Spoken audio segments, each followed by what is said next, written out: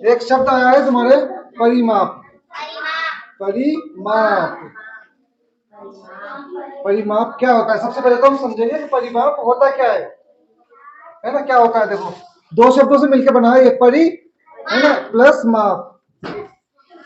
परि का मतलब क्या होता है? परि का जो अर्थ होता है ना, क्या होता है? चारों ओर, चारों तरफ, कुछ भी कह दो ना, चारों ओर। और माप का मतलब होता है मापना। क्या होता है माप का मतलब? तो परिमाप का क्या मतलब लिखा है? चारों ओर मापना,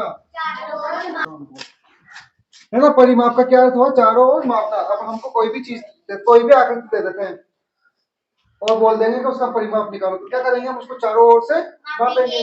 जैसे ये बोर्ड है तुम्हारे सामने, अब इसका परिमाप निकालने के लिए बोल दो, तो हम इसका अंदर अंदर को मापेंगे या बाहर बाहर को मापेंगे?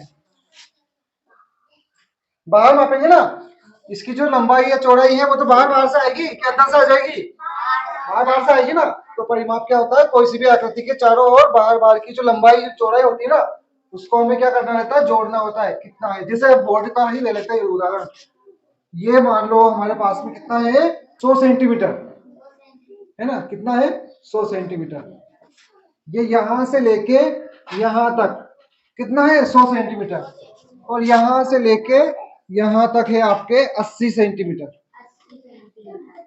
ठीक है, यहां से लेके वहां तक कितना हो गया? 100 सेंटीमीटर। और यहां से लेके यहाँ पे 80 सेंटीमीटर। अब ये भुजा और ये भुजा बराबर है क्या? नहीं है, बराबर है ना? और ये वाली भुजा और ये वाली भुजा बराबर है ना? देखो, ये इधर से यहां तक भी और यहां से यहां तक दोनों बराबर है। और यहां से लेके यहां तक और यहां से लेके यहां तक बराबर है। तो हम इसको भी 100 सेंटीमीटर कह सकते हैं। भाई जब ऊपर का 100 सेंटीमीटर है तो नीचे भी 100 सेंटीमीटर आएगा ना, बराबर है अगर तो। और ये इधर 80 सेंटीमीटर है तो इधर भी क्या आएगा? 80 सेंटीमीटर आएगा। ठीक है, ऊपर 100 सेंटीमीटर, नीचे 100 सेंटीमीटर, इधर 80 सेंटीमीटर और इधर 80 सेंटीमीटर। अब इसका परिमाप निकालने के लिए हम चारों भुजाओं को क्या करेंगे? जोड़ेंगे। इधर से शुरू कर दूं, इसको नाम दे देते हैं। चलो, ये कौन सी वाली भुजा है? ए नंबर की भुजा है ना। ए, और ये बी, और ये सी, और ये डी। ये चार भुजाएं हो गई होगी ना, 1 2 3 4। अब इन चारों को क्या करेंगे? हम जोड़ेंगे। तो जोड़ते हैं, जैसे ए को जोड़ देते हैं, फिर बी को जोड़ देते हैं, फिर सी को, फिर तो ए की जगह कितना सेंटीमीटर है? 100। जोड़ देते हैं। बी में कितना सेंटीमीटर है? 80। सी में कितना सेंटीमीटर है? 100। फिर डी में कितना सेंटीमीटर है? 80 सेंटीमीटर। अब इन सबको जोड़ दें हम। 100 में 80 जोड़ेंगे तो कैसे जोड़ू? वैसे लिख लेता हूँ, चलो, है ना, जैसे तुम नॉर्मली जोड़ते हो। यहाँ से जीरो, ये जीरो, फिर 8, फिर जीरो, फिर 8, 8 और 8 16। 16 के हासिल का यहाँ पे 1 2 3, कितना आ गया? 360। तो यहाँ पे हम क्या लिखेंगे? 360 सेमी, है ना, सेंटीमीटर। आ गया परिमाप हमारे पास, है ना? इस बोर्ड का जो परिमाप है कितना आ गया हमारे पास में? 360 सेंटीमीटर। अब ऐसे ही कोई आकृति दे दूंगा तो बना लोगे ना उसका परिमाप। देखो, इसको मिटा दो। ना दो आकृतियां हैं, क्या क्या है? आयत और वर्ग। सबसे पहले हम लेते हैं आयत।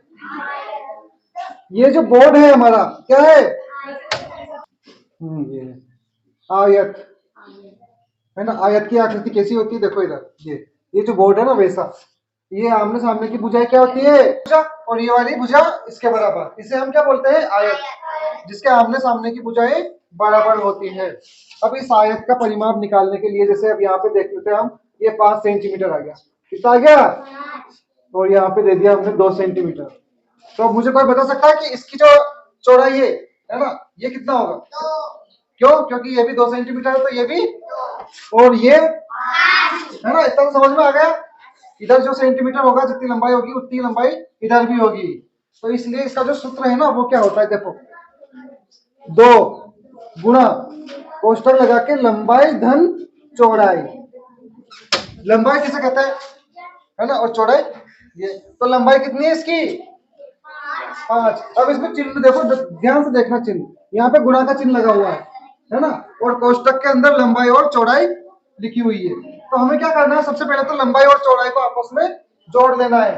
कितनी बार, एक ही बार जोड़ना है। यहाँ पे 2 लग गया ना, 2 लिख दिया, ऐसा कैसे, लंबाई की जगह कितनी है 5 सेंटीमीटर, गुणा कितना है इधर चौड़ाई 2, सॉरी जोड़।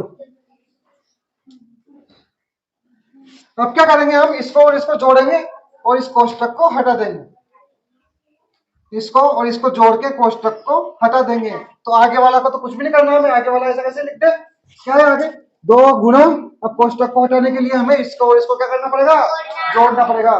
तो इसमें ये जोड़ो कितना होगा 5 और 2, तो यहाँ पे 7 लिख दिया मैंने और इसको हटा दिया। अब कितना आएगा बताओ, 2 गुणा 7, 2 का पहाड़ा 7 बार बोलना है या फिर 7 का पहाड़ा 2 बार बोलना है, बोलो कितना होगा।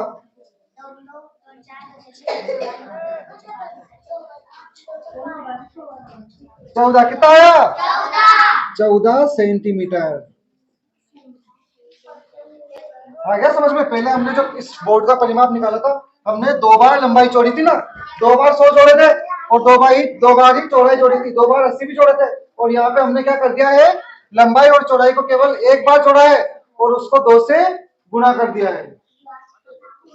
है ना। आयत का जो परिमाप निकालते हैं उसके लिए हमें कौन सा सूत्र लगाना है, ये वाला सूत्र तुम याद कर लेना, 2 गुणा लंबाई धन चौड़ाई। पहले लंबाई और चौड़ाई को जोड़ लो, फिर उसको किससे गुणा करना है, 2 से। किसमें, कौन सी आकृति में, आयत। जब आयत का सवाल आएगा ना तब करना हमें, समझ गए।